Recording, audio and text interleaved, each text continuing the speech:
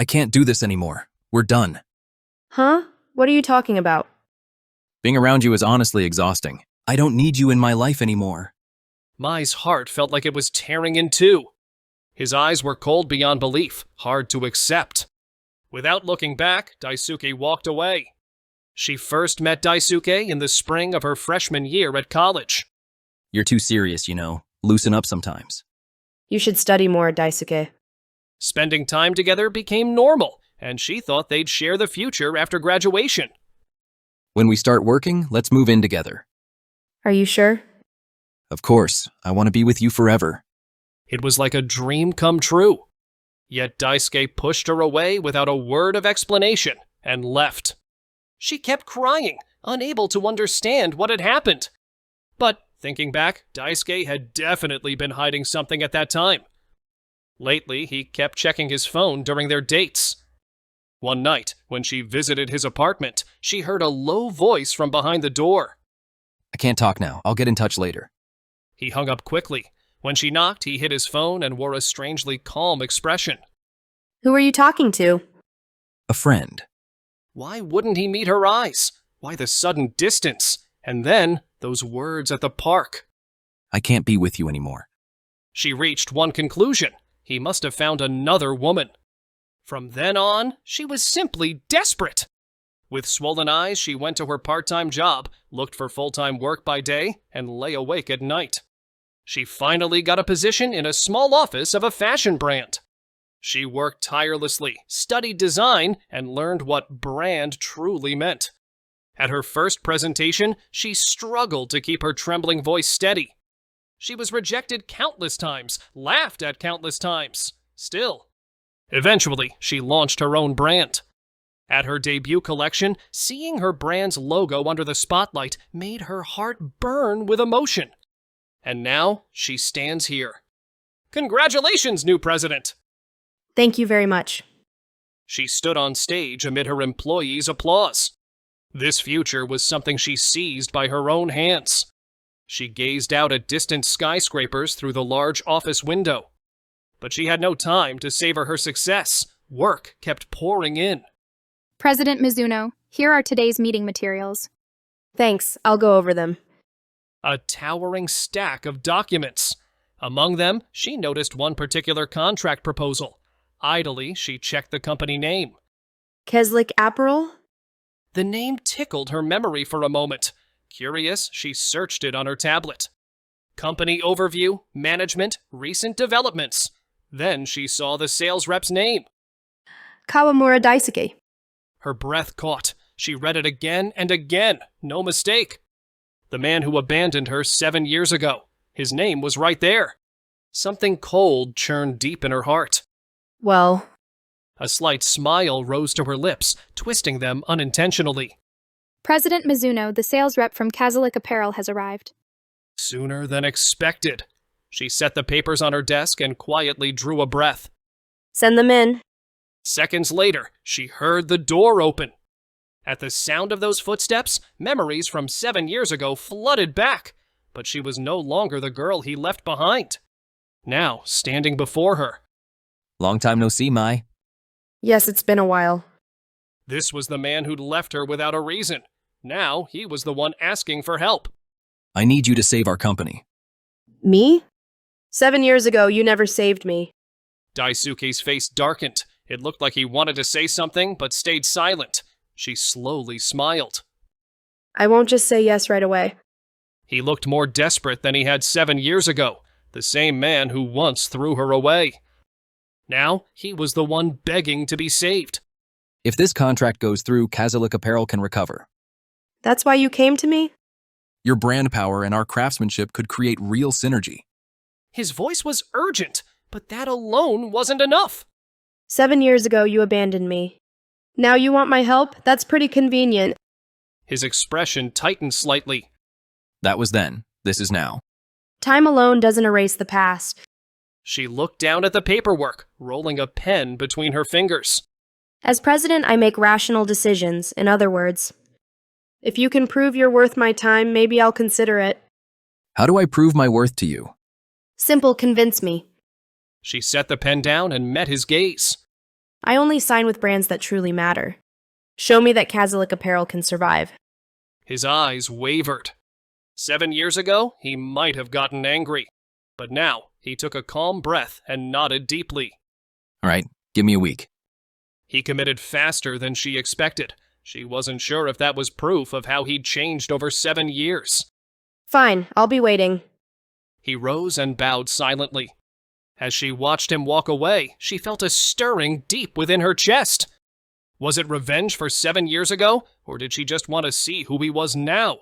What did she really want? The next day, an envelope arrived for Mai. It's from Mr. Kawamura. From him? Inside was a short letter and some documents. Before finalizing the deal, I want you to see the real Kazulik Apparel. The attached documents mentioned Kazulik Apparel's artisans and a proposal for a new premium line. This is the real deal. Mai smiled faintly and closed the documents. Set up a site visit. A few days later, Mai visited Kazulik Apparel. The building looked old, still bustling with energy, though a hint of fatigue lingered. Thanks for coming. You're here to show me the real thing, right? Daisuke nodded and guided her to the factory. Inside, skilled artisans were meticulously sewing each piece by hand, stitch by stitch. We don't mass-produce cheaply. We focus on one-of-a-kind pieces. But pride alone won't keep you in business. That's why we're ready to prove we can change. Mai could see genuine passion in the artisan's eyes, but she knew that wasn't enough. After the tour, she faced President Tamura. We're serious about partnering with Lieber. But are you really prepared to change under your current conditions? I believe the time has come for us to change. From your perspective, what kind of person is Kawamura? What do you mean? I don't know much about his life before he joined us, but I do know he worked twice as hard as anyone else. When he first came on board, he practically worked day and night. Most people his age want to have fun, but it seemed like all he knew was work. Mai reflected on President Tamura's words. In fact, I suggested several times that he take a break, but he'd just laugh and say, "I don't have time." No time!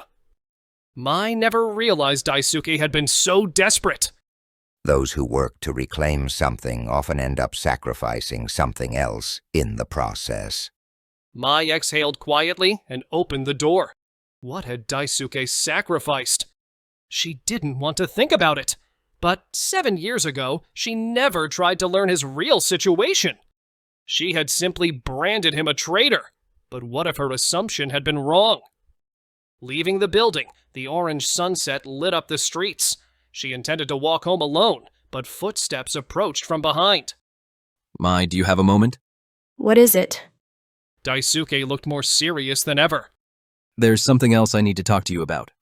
She hesitated for a moment, but nodded in the end. They sat facing each other in a quiet cafe with the aroma of coffee filling the air, something they hadn't done in 7 years. His fingers fidgeted around his cup on the table. I need to explain why I broke up with you 7 years ago. She silently watched him. Back then, my family was deep in debt. My father's business failed, and I had to work just to keep us afloat. Daisuke's fists clenched tightly. That wasn't the only thing. Debt collectors started showing up at our house. They even followed me to college and work. One day, after I picked you up, those guys asked if you were my girlfriend, laughing as they did. I was terrified they'd come after you next. So, I let you go before you got dragged into it.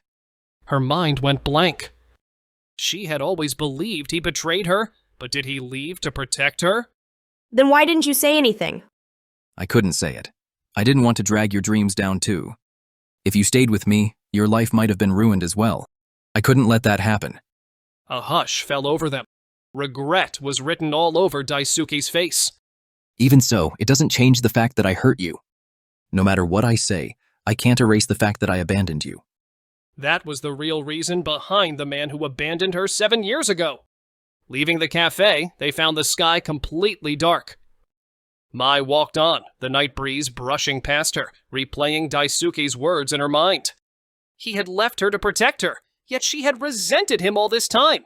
Had she misunderstood him all along? When Mai returned to the office, she found the board members already gathered in the conference room. Welcome back, President Mizuno. Sorry to keep you waiting, everyone. She took her seat and reported on her tour of Kazulik Apparel, its artisans' technical skills, brand value, and management issues.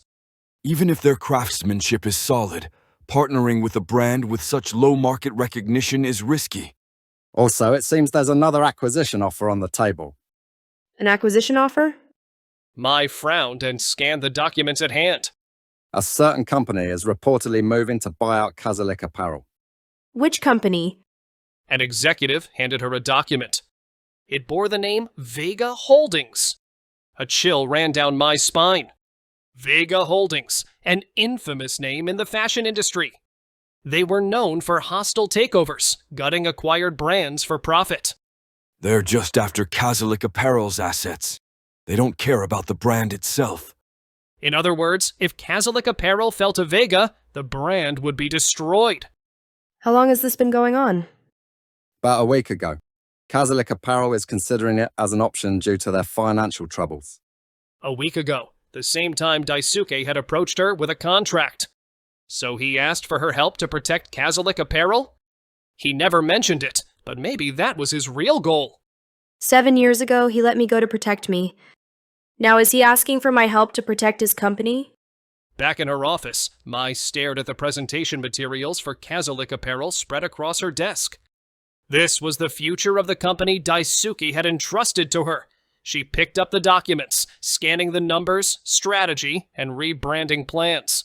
It was proof he truly intended to save the company. If she signed this deal, Kazulik Apparel would be saved, but it would also mean helping him. The pain from 7 years ago still lingered, yet was she willing to help him? She looked out at the streetlights glowing in the darkness, wondering if Daisuke was somewhere thinking about the contract's outcome. Her decision, whether or not to pick up that pen, would change his future. It reminded her of that night 7 years ago. That day, he decided her future unilaterally, without an explanation. She'd believed he abandoned her, then clawed her way up to where she was now. And now, she was the one holding his future in her hands. She held the pen, its weight recalling that decision from 7 years back. Her fingers trembled, the pen paused above the signature line. Daisuke's words echoed in her mind. I can't do this anymore. Let's break up. The cold tone from that night. But now she heard his words from the cafe. Even so, it doesn't change the fact that I hurt you. For 7 years, she had fought on without knowing his truth. But now, what do I really want? Love or revenge? It was her choice to make.